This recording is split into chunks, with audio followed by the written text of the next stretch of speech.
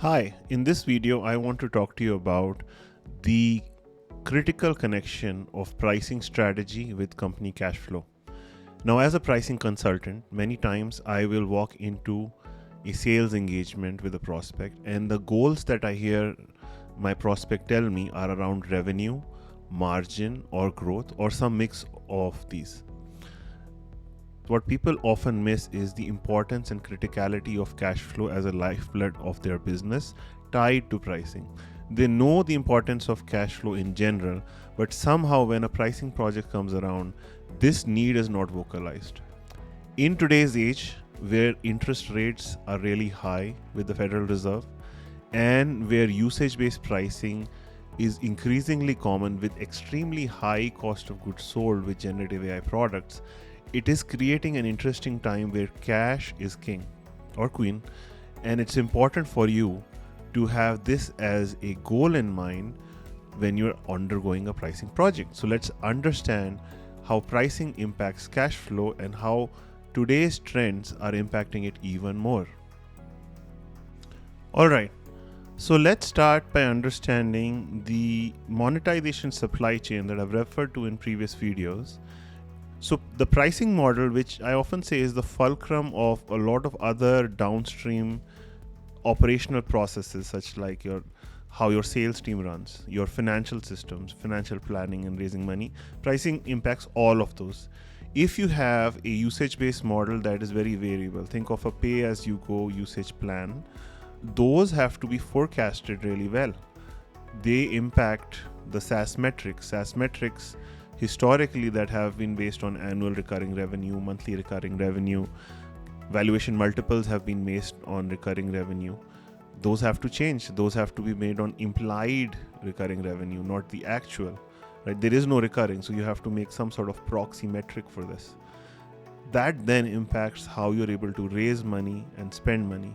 So pricing impacts both the variance, but it also impacts the timing. Now, in traditional annual contracts or even monthly recurring contracts, the certainty of a certain amount of cash is guaranteed at a certain time.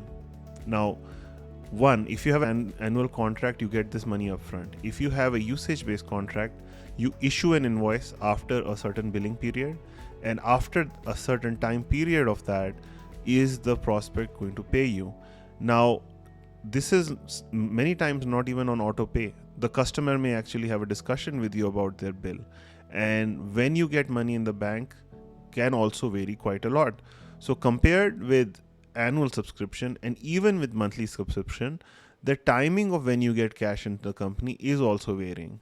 So both the variability of the cash as well as the timing of the cash creates a lot of havoc in your ability to hire, your ability to raise money, and at the end of the day, the public markets really value predictability, and all of the impetus today as far as pricing models are concerned is much more geared toward usage-based pricing than ever before.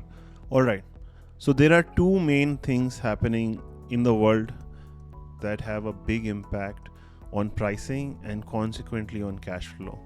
The first is the current day high interest rate regime, and the second is the surge of AI and therefore usage-based pricing. So let's dig into the interest rate regime. This is a chart of the 10-year treasury rate from little around 2021 to today, and you'll see that around 2022 to 2023 is where the interest rate really started to be jacked up, and it's been high since. What happened to SaaS companies as a result? The revenue multiple, the median used to be around 20x, right? And it used to be as high as 35. The median now is around 7x. That is a drastic change. But for M&A multiples, look at how bad M&A multiples have fallen. M&A multiples were not that high to begin with, and M&A multiples are just around 3x at the moment, or not even 3x, which is not great. Now also let's look at what happened with free cash flow.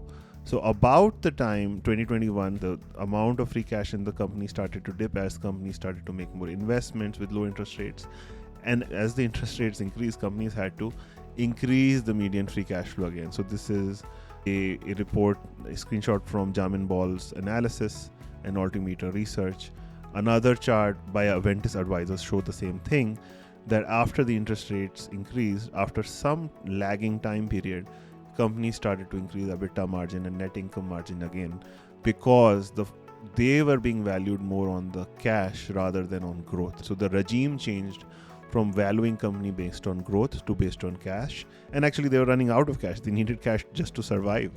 They had to take down rounds because they couldn't raise money anymore. They couldn't hire people anymore. So this had a big impact, and pricing models went along with this. The companies that had a very usage-based rah-rah pricing model had big declines when the interest rate regime changed.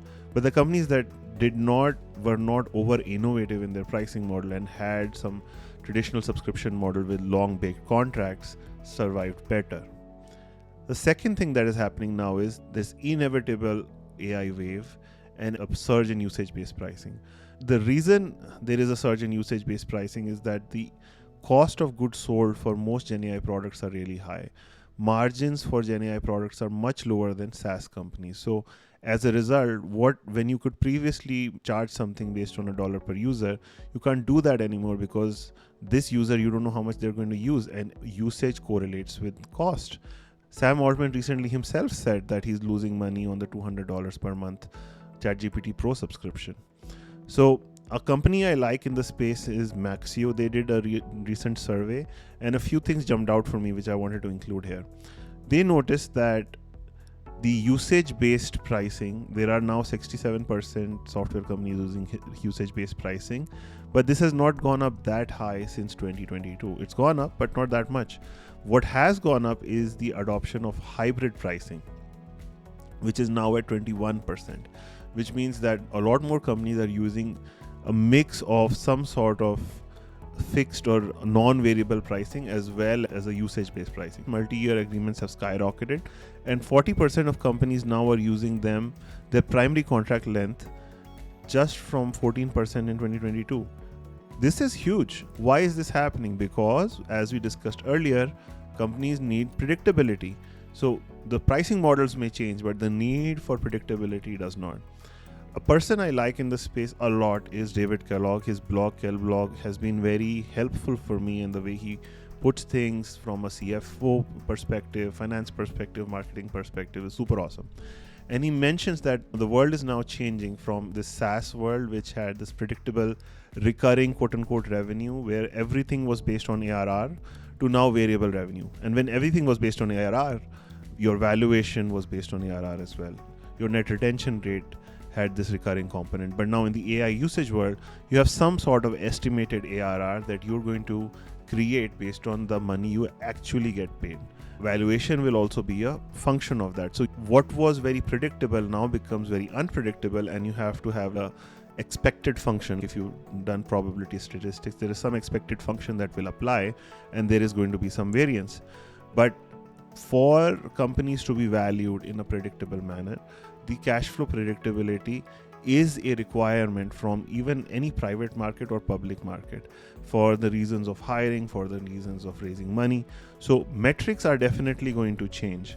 But as we saw in the previous slide, even when companies move to a more AI or usage-based world, they are going to have long-term contracts. They may have something like a 3-part tariff or a credit bundle, where they are notionally saying that you have usage-based pricing, but you need to lock in your spend.